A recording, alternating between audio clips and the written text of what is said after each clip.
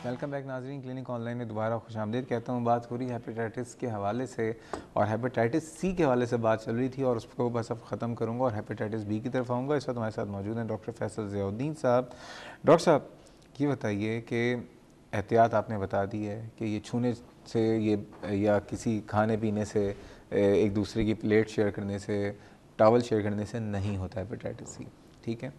दूसरी बात सिर्फ ये है कि अगर किसी का नेगेटिव है, तो जैसे कि इन्होंने फैसल साहब इस्लामाबाद से थे, उन्होंने बताया कि इन्होंने पीसीआर कराया, उनका नेगेटिव है, लेकिन अब ये है कि उनके जो है हाथ में कुछ गर्मी लगती है, इसके अलावा मुंह से ब्लीडिंग हो रही है टूथब्रश जब करते हैं, तो क्या कहेंगे इनके लिए? देखिए, इनके केस में ये है कि अगर हेपेटाइटिस सी का ट्रीटमेंट हुआ और उसके बाद इनका पीसीआर नेगेटिव था और 6 महीने के बाद का भी जो पीसीआर है वो भी नेगेटिव है, तो अब मैं समझता हूँ कि ये जो सिम्टम्स हैं वो हाथ पाँव में जो जलन बता रहे हैं, ये मेरे ख़्याल में शायद हेपेटाइटिस से शायद रिलेटेड ना हो।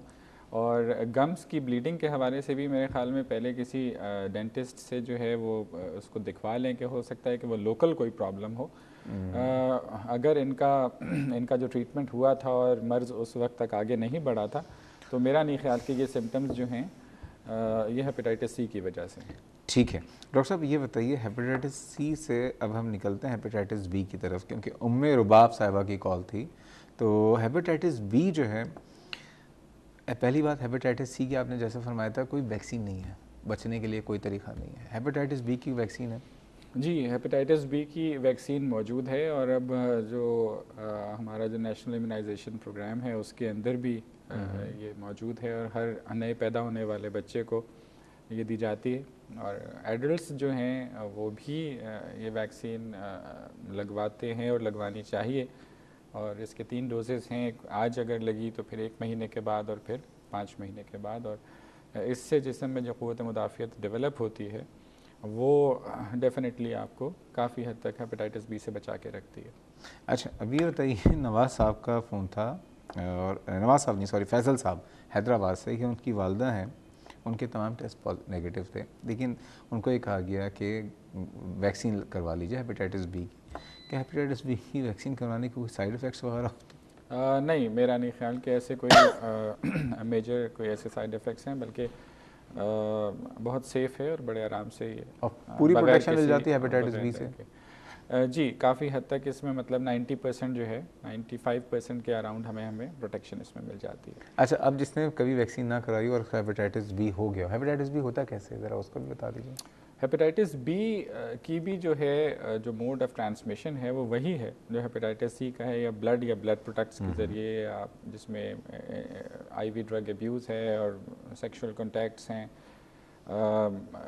डेंटिस्ट या दूसरे सर्जिकल प्रोसीजर्स में अगर नॉन स्टेरिलाइज्ड इक्विपमेंट यूज़ हुआ है, ब्लड ट्रांसफ्यूशन वगैरह। हेपेटाइटिस बी में थोड़ा सा जो है इट्स अ डिफरेंट सिनेरियो। पहली चीज़ तो ये कि हेपेटाइटिस सी की तरह ये भी जब एक्यूटली अगर मरीज़ जब इन्फेक्ट होता है तो मेजॉरिटी केसेस में अलामतें नहीं होती। ठीक है।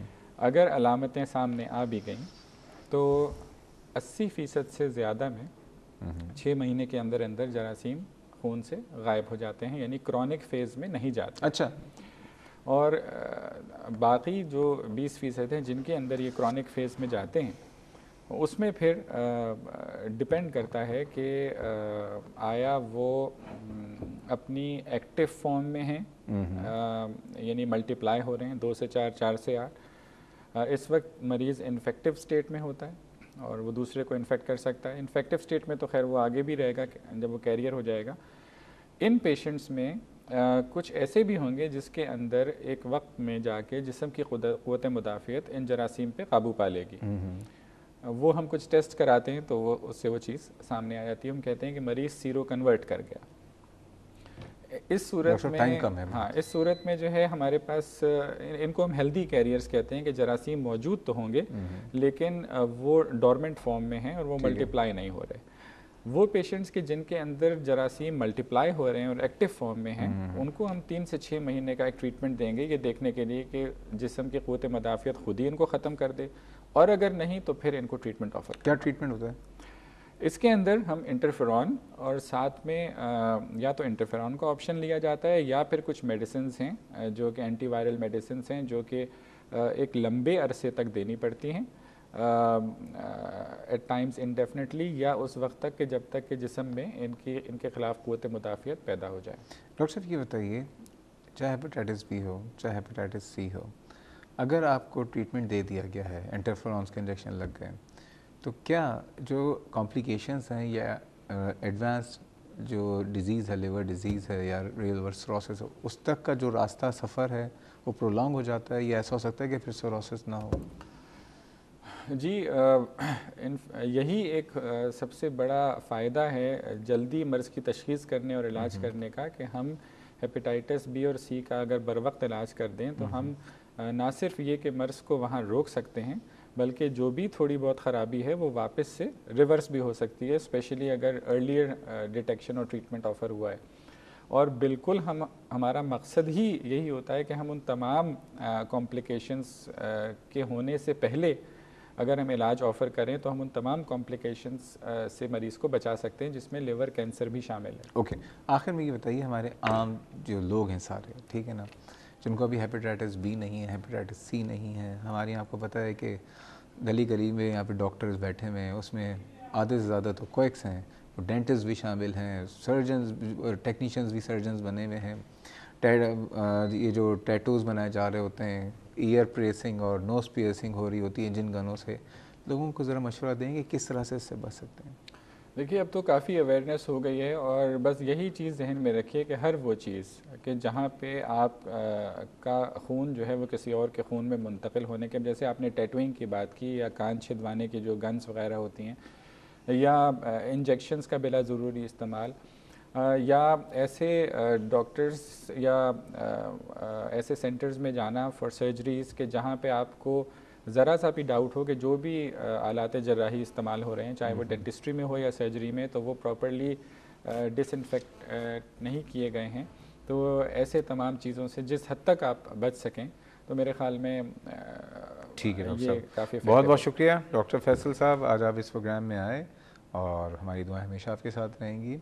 नाज़रीन, ये था हमारा आज का प्रोग्राम, और ये हेपेटाइटिस पे था, लेकिन इंशाल्लाह ताला जो अगले हफ्ते हम कोशिश करेंगे प्रोग्राम करें जो लिवर सिरोसिस के हवाले से, कि सिरोसिस क्या होता है, अगर किसी को है तो उसके लिए क्या किया जा सकता है।